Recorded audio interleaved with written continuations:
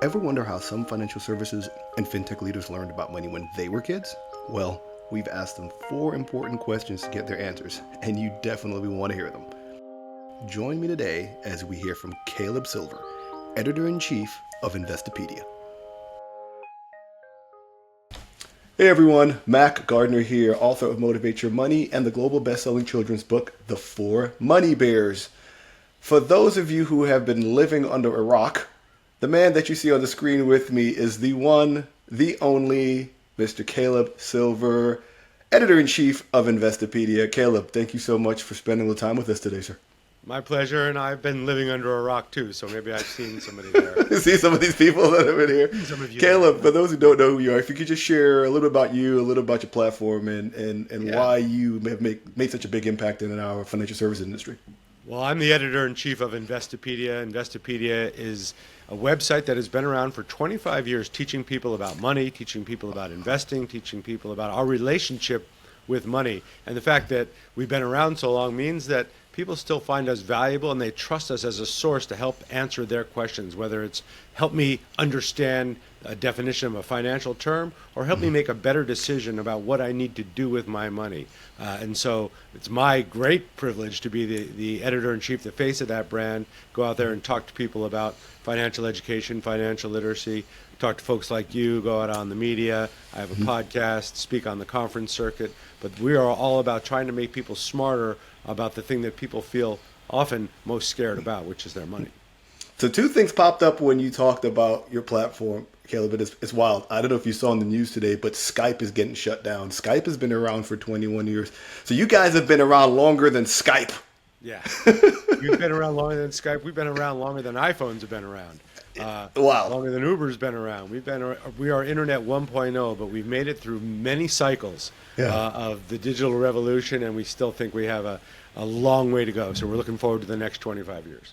Amen, brother. Amen. All right. So you and I have been very passionate about financial education, different ways to get the message across to people. And what we're building here with the 4 Money Bears Berryville really is a gamified approach to engaging people at a younger age when it comes to financial literacy, financial education.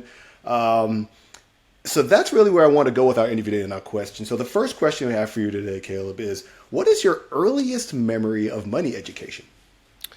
Well, I have a couple, and it's funny that I do what I do today. I'm the editor-in-chief of Investopedia, but I never started out in finance. I didn't get an MBA. I didn't work for an investment bank. I didn't even work for anything related to finance. I wanted to stay far away from math. But I remember a couple of things. I started working at a very young age because I wanted to control money. We had some financial trauma in my family where, going from having nothing to having a lot to then having nothing, these cycles of boom and bust. And I didn't like that feeling of not being certain about it. So I wanted to start working as early as I could. And back in the 80s, when I was a youngster, you could do that. And I started busting tables at the age of 12 years old. So I wanted to get away from financial uncertainty and the arguments that I could hear around the house around money and the stress that it caused so that I could control my own money. So I started working early. And one of the first things I remember, one of the first lessons I learned was around 12, 13 years old, getting paid out as a busboy at the end of the night and hearing the waiters, they didn't know I was there, talking about shorting me so they could keep more for themselves. And that didn't feel right to me at all. Obviously, I knew I was getting ripped off, but I also promised myself from that point on I would never let anybody else be in control dictate my end of things. I always wanted to control my end, and I learned a lesson to keep an eye on the money, know what I had coming to me, and don't let anybody else sort of dig into my pockets. And that was one of my earliest experiences, and I've always been risk averse, like afraid of loss. I hate losing more than I like winning, but I also like to know what I have, and I know where I keep it. So I had coffee tins full of money at that point in time, and money stashed under the mattress before I understood that I needed to kind of invest it to take advantage of compounding. But it was that feeling of I need to control this because I can feel it taking control of me and the people I love, and I didn't like that. So much stuff resonated with that first story. The first thing that hit me is the familial connection to, okay, I heard what was going on in my household. I heard, I felt, I saw things, and I needed control. And so, we talk about in our industry a lot about the scarcity mindset versus the abundance mindset, and how a lot of that stuff really dictates how we are as people and how we interact with our money, our finances, and having that control. But I think that's super important, because you learned early, thankfully, that it's on you. No one else is going to come and help you. If I need something, I've got to go and utilize my time, my value, and get what I need to get forward. This second question ties in, Caleb, into the first a little bit, but what did money represent in your home as a child when you were growing up? It's funny. I can still remember to this day, and my parents are still living, thank God, that the tone in their conversation when things weren't going well with money. So for me, it was always this thing of, if we should have it, so we should be able to live up to this standard. There seemed to be this imaginary standard that was set by my parents that I had nothing to do with, obviously. I just was born into it. And because they didn't have anything when they were growing up, and they didn't have anything in their young professional career. So when they started to earn money, when they started to make some money, they thought that they should be living at a standard. And it was this living beyond your means, or living up to a means that you felt like you were entitled to be at. That sense of, I should be able to do these things. I work hard. I've saved money. And when things didn't work out, that disappointment in why isn't this working out? I should have these things. And that sense of entitlement never sat well with me. I always felt like, if you want it, you got to go get it. And the reason we don't have it is because somebody didn't secure it. So that was a feeling of insecurity that didn't feel exactly right with me at all. And I can, I know that feeling well, and I remember those conversations, or hearing, from down in my bedroom, my parents talking about it in not so pleasant tones, and not wanting to grow up and raise a family in that same type of environment. It's not that I needed to be rich, it's just that I needed to have control and have an understanding of my financial situation, and not let it be up to somebody else. And then when things didn't go right, make excuses or look for reasons why it didn't work. Yeah. We're both parents. We both are fortunate and blessed to be in an industry where we get to talk about personal finances.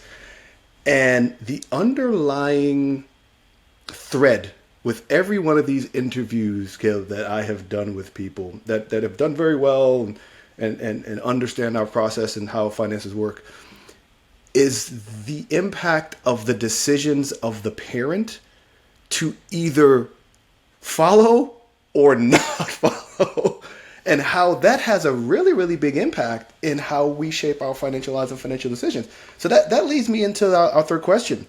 How should we teach young people about money? Yeah. Well, we should talk about it. Our dear friend Preston Cherry is so good about this. He tells us and he teaches us, that our financial history and how we grew up with it has a huge impact on how we behave around money today. And I know you know that as well. But, I think it starts with the conversation. We didn't talk about it because it was an uncertainty in our family. And my parents didn't like to talk about things that weren't certain until things went south. And then all of a sudden it went from everything's fine to chaos. Triage mode. So having the conversation, I started that early with my kids, and it starts as early as they want to open up a lemonade stand. Well, hey, I made $20 selling lemonade. Actually, you didn't, because we had to buy the lemonade. Cost. We had to buy the cups. We had to, it was my time going back and forth to the supermarket for you 4 times to get your lemonade mix, right? So it's called COGS, people. Cost of goods sold. Cost of goods sold, right? And return on investment, If we put up money for that, how much do we actually make back? But it's also really talking to them about what we do, how I make money, where the money comes from, and where the money goes, right?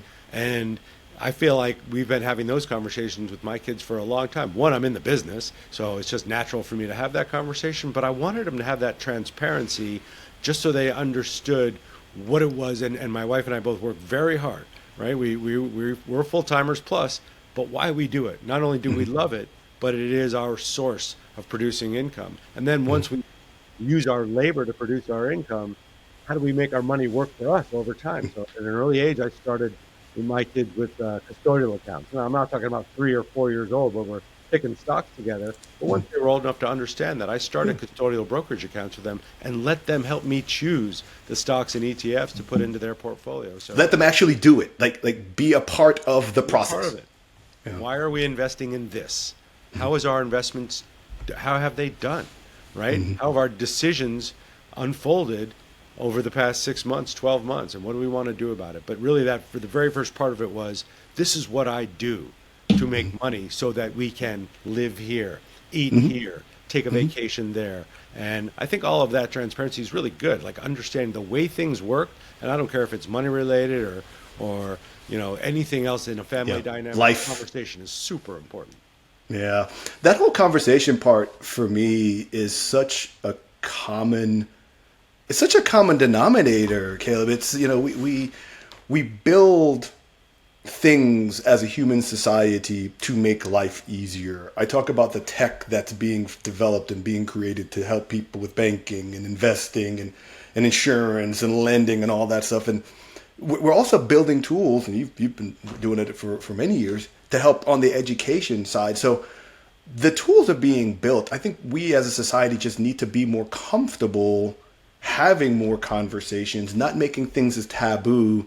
I grew up in a Caribbean home. My father grew up and mother grew up in abject poverty. My dad viewed education as the means to sort of pull up the bootstraps and do things in life. So he ended up going to Howard for undergrad, went to NYU, got his MBA. And I'm fortunate and blessed to be where I am because my dad had very open conversation about finances with me. Did I ever think I'd be a CFP and be a wealth manager? I never did. But I think there's power in stories, there's power in conversations. And I think I agree with you wholeheartedly. The earlier we can have these conversations, the better. All right. Last question, sir. Been in the business for a while. You rub elbows with lots of folks that deal with money. What's the best advice you've been given, Caleb, when it comes to money? Well, the best advice and the best lesson for me as an investor was that I'm a terrible stock picker.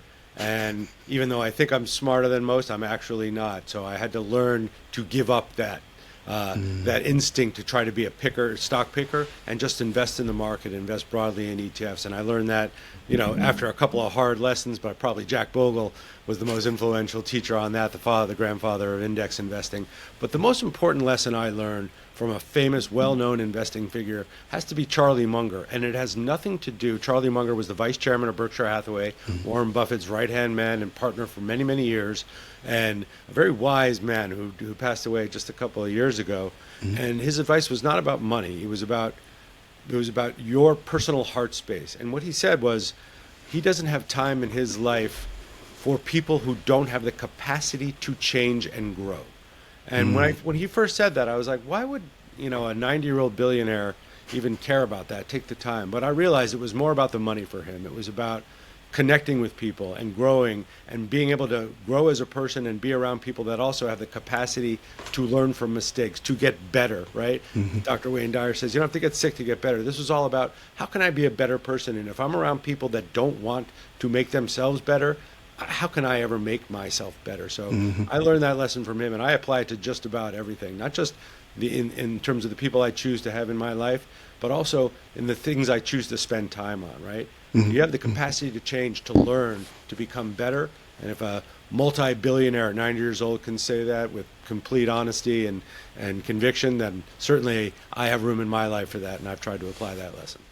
Hey, man, that's a mic drop right there, man. And that whole story, what I heard, Caleb, from you is value. What's your value system? And your value system literally drives everything that you do. And you want to be around people that have a comparable, similar value system to help you get better and help everybody around them get better. So my friend, my brother, who is in this industry to help educate people and help people make better financial decisions, I want to thank you very much for all that you do and will continue to do. Anything else you want to leave us with on the back end, Caleb? I'll say this. We always say at Investopedia, the best day to start investing was yesterday. The next best day is today. There are so many headlines and chaos going on in the world, but don't let that take you off of your plan, right? You have to run your own plan, run your own game. You're the CEO and CFO of your own life, and make sure you take that job very seriously, but also have fun doing it. And thank you for having me. You are a brother in the business, and I appreciate you and the platform you've created and sharing that with me as well. All right, brother. Thanks again. And as I like to say, the journey continues. Thanks for joining us today. We hope you'll join us for our next engaging episode. Be sure to follow us on LinkedIn and visit www.wishlist.com. the4moneybears.com.